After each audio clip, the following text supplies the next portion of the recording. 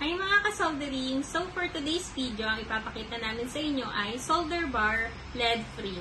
Solderindo solder bar SI100C. So what is solder bar?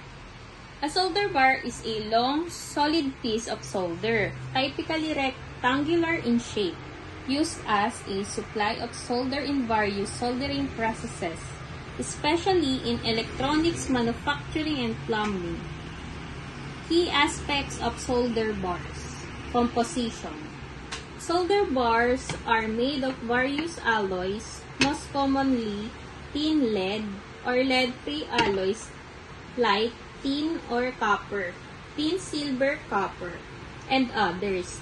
The specific alloy composition determines the solder's melting point, strength, and other properties. Shape and size. They are usually rectangular but can come in different shapes and sizes. The size is chosen based on the scale of the soldering operation and the type of equipment used. Applications. Solder bars are primarily used in wave soldering, reflow soldering, and other large-scale soldering processes. They are melted in solder pots or tongs, and the molten solder is then applied to the joints to create electrical or mechanical connections. Advantages.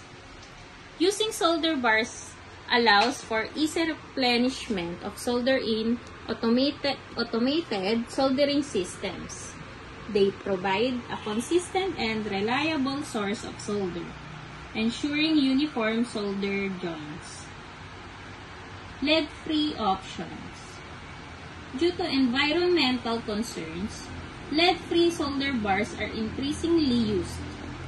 These lead-free alloys offer similar performance characteristics to traditional tin lead solders but without the health and environmental risks associated with lead.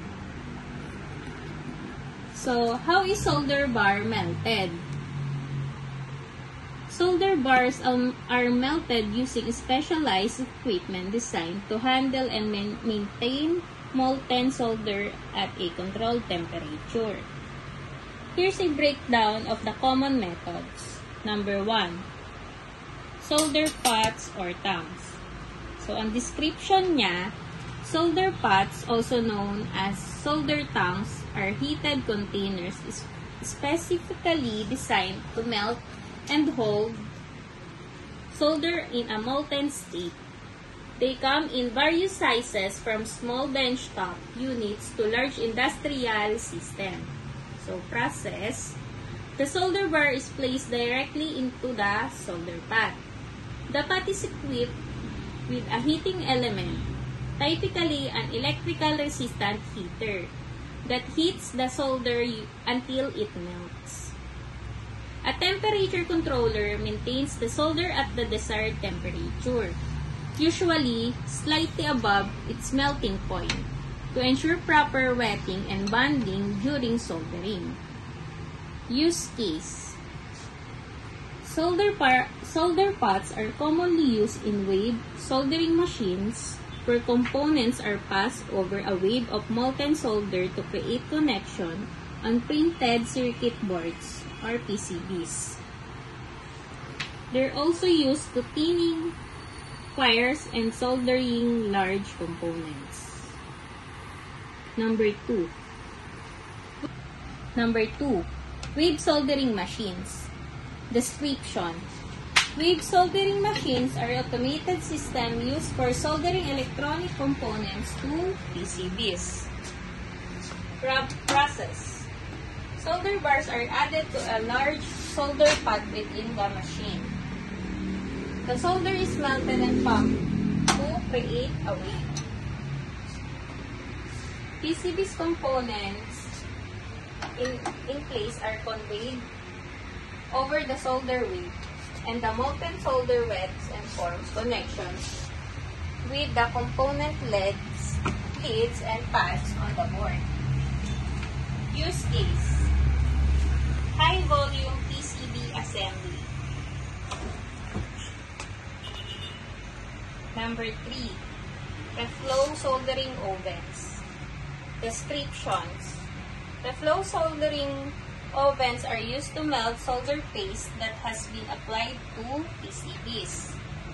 While they don't directly melt solder bars, they are part of a process where solder, often derived from solder bars, is pre-applied as solder paste.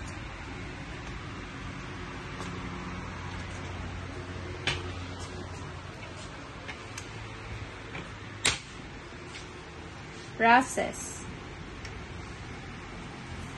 Solder paste, a mixture of solder powder, flux, and a binder, is applied to the PCB, and the solder powder in the paste is originally made from solder bars. Components are placed onto the solder paste.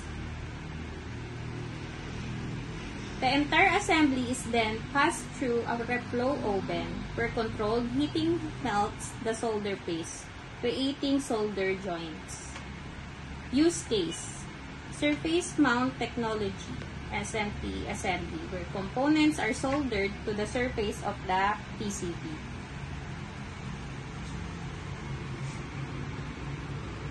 Number 4, induction heating. Description. Induction heating uses electromagnetic induction to heat the solder. Process. The solder bar is placed within an induction coil. A high-frequency alternating current is passed through the coil, generating an electromagnetic field.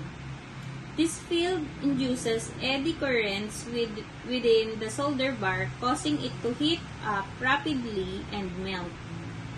Use case: specialized applications where rapid and localized heating is required.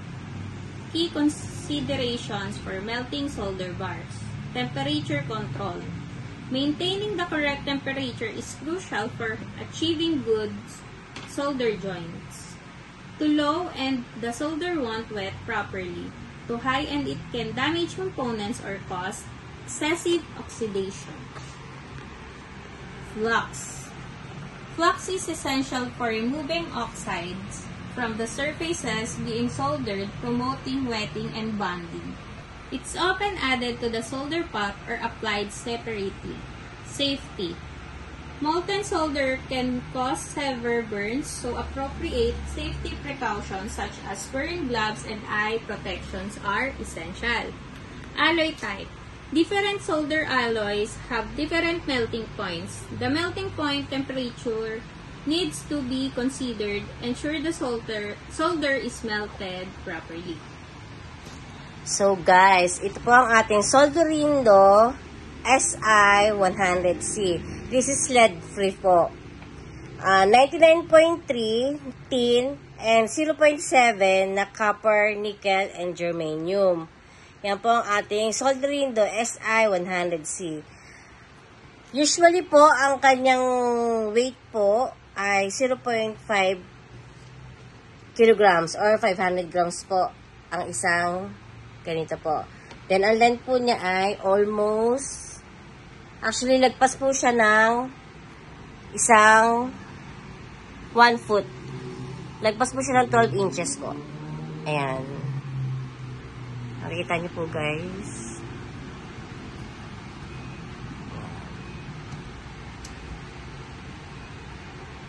Okay, Rhea. So, ayun lang guys. Maraming salamat. So, please subscribe our YouTube channel and TikTok account. Thank you!